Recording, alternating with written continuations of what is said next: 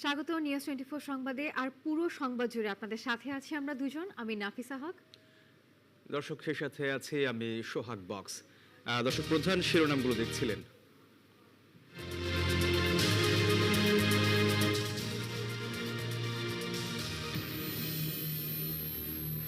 দর্শক, আমরা আরো খবর জানবো, তবে আপনারা শুরুতেই দেখছিলেন আমাদের প্রধান সংবাদ শিরোনাম। তবে শিরোনামে এছাড়া আরো থাকবে।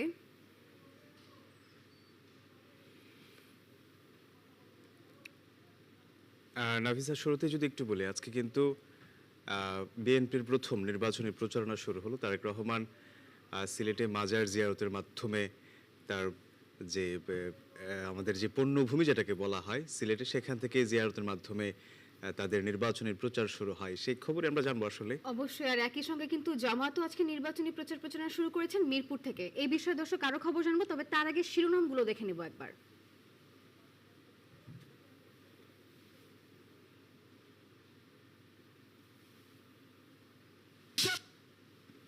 প্রতি দাড়িপাল্লা উঠিয়ে দিচ্ছেন